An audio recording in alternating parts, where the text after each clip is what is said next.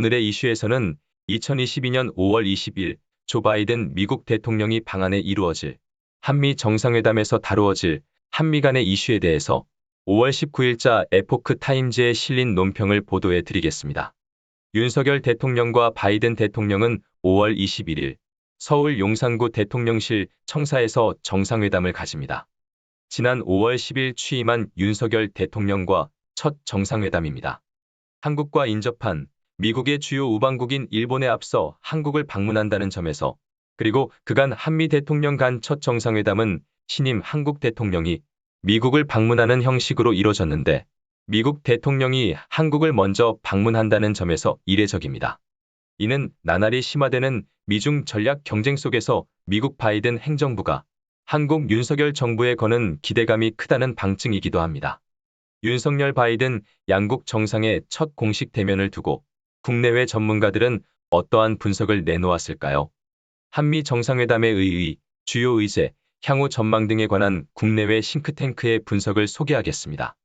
미국 의회가 설립한 우드로 윌슨 센터가 5월 15일 한미 정상회담을 앞두고 발간한 두 대통령, 하나의 길, 2022년과 그 이후 도전과제 대응을 위한 한미동맹 로드맵 보고서는 수미 테리 우드로 윌슨 센터 아시아 프로그램 소장 주도로 작성됐으며 전략문제국제연구소 CSIS, 브루킹스 연구소, 미국 외교협회 CRF 등 주요 싱크탱크가 동참했습니다.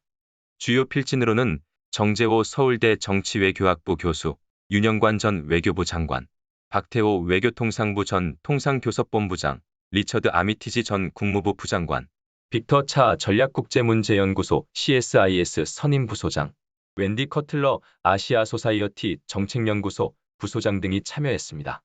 수미 테리 우드로 윌슨 센터 아시아 프로그램 소장은 서문에서 바이든 대통령이 중도 진보이며 윤석열 대통령이 중도 보수이다라고 평가한 뒤 지난날 한국의 진보 성향 대통령과 미국의 보수 성향 대통령들은 북한, 중국, 일본과 삼각 공조 등에 가끔씩 이견을 보였으나 드디어 양국은 더욱 일치된 의견을 보일 수 있는 기회를 잡게 됐다고 강조했습니다.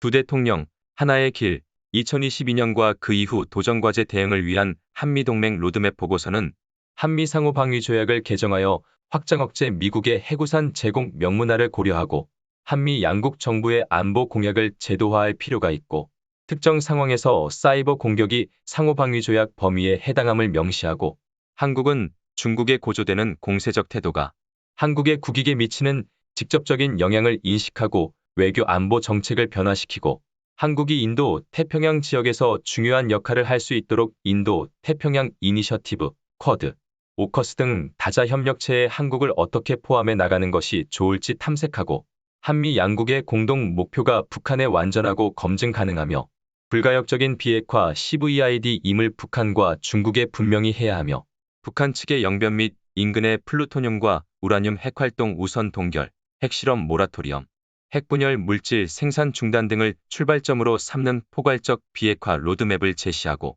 한국은 인도 태평양 경제 프레임워크 출범 회원국으로 가입하고 내용, 멤버십, 인센티브에 관해 미국과 적극적으로 협력해야 한다고 제언했습니다.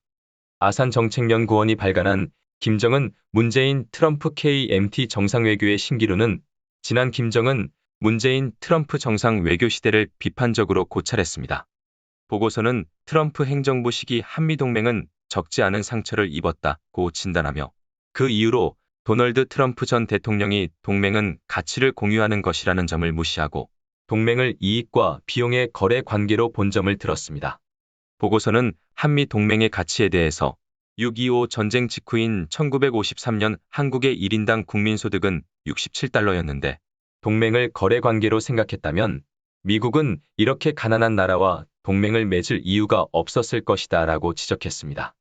한편 보고서는 지난해 출범한 바이든 행정부가 2021년 5월 한미 정상 공동성명을 통해서 한미동맹의 새로운 장을 열 것을 언급한 점과 윤석열 신정부가 한미동맹을 포괄적 전략동맹으로 발전시킬 것을 표방하고 있다는 점에서 한미 간의 호흡은 어느 때보다도 잘 맞을 것으로 기대된다고 전망했습니다.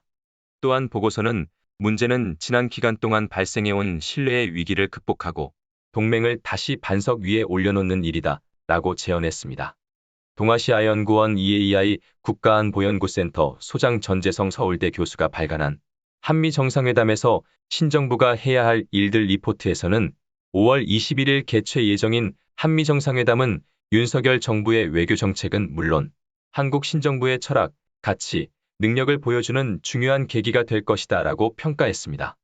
전재성 서울대 교수, 박원곤 이화여대 교수, 손열 연세대 교수, 이동률 동덕여대 교수, 이승주 중앙대 교수, 하영선 동아시아연구원 이사장 서울대 명예교수 등 리포트 집필지는 이번 한미 정상회담에서 지난 한미 정상회담 이후 1년간 다양한 정책의 진척 사항을 평가하고 이를 한미 간 전략적 공감대 아래 공통의 가치와 이익을 극대화할 수 있는 계기로 만들어야 한다고 제언했습니다. 더하여 5월 출범한 윤석열 정부가 대미, 대중, 대북, 대일, 통상정책 등 개별 외교 사안을 긴밀히 연계하는 복합적인 외교 전략을 가지고 인도, 태평양 전략, 한미 양자 경제협력, 북한의 핵미사일 위협, 한미일 삼각협력 복원 문제에 대응 방향을 준비해야 한다고 제언했습니다.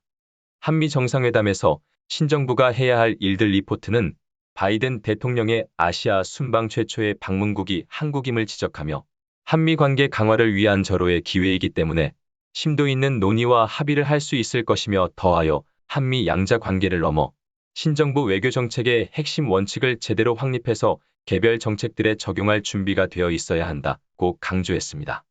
또한 현재까지 윤석열 신정부의 대미국 정책에 대해서 미국은 긍정적인 반응을 보인다고 진단한 리포트는 그 이후로 대중 전략에서 한국의 보다 선명한 가치 기반의 노선, 미국이 주창해온 인도, 태평양 전략에 대한 적극적 태도, 한미일 안보협력의 중요한 한일관계 개선, 미국 주도의 인도, 태평양 경제 프레임워크의 여러 부문에 대한 한국의 참여 입장 등을 꼽았습니다.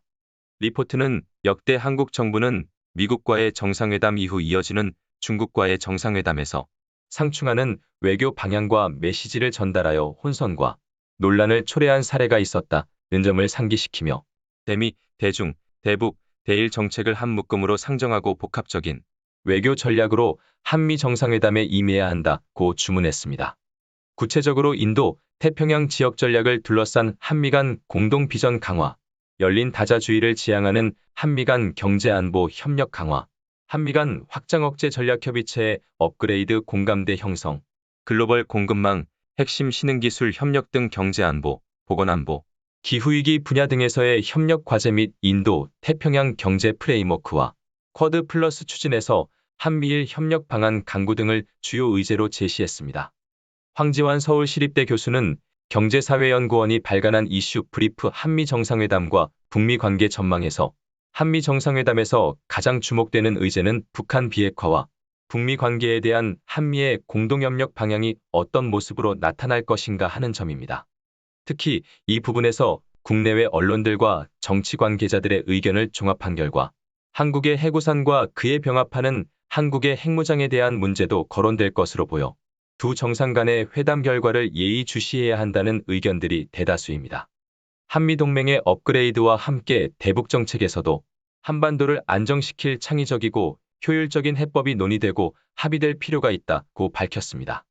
구체적으로 황지환 교수는 기존 외교 군사안보 중심인 한미동맹 어젠다를 경제안보, 기술협력, 지역 글로벌 협력을 포함하는 동맹으로 확대, 포괄적 전략동맹 발전을 꾀하는 한국의 신정부뿐만 아니라 중국 및 러시아의 공세에 대항하기 위해 글로벌 공급망, 생산 네트워크, 민주주의 가치 협력을 원하는 바이든 행정부의 기대와도 조화되는 부분이라고 지적했습니다. 아울러 북한 비핵화와 북미 관계에 대한 한미의 공동협력 방향이 어떤 모습으로 나타날 것인가를 주목해야 한다고 강조했습니다. 이상으로 KUMC TV 오늘의 이슈를 찾아서 시간을 마칩니다.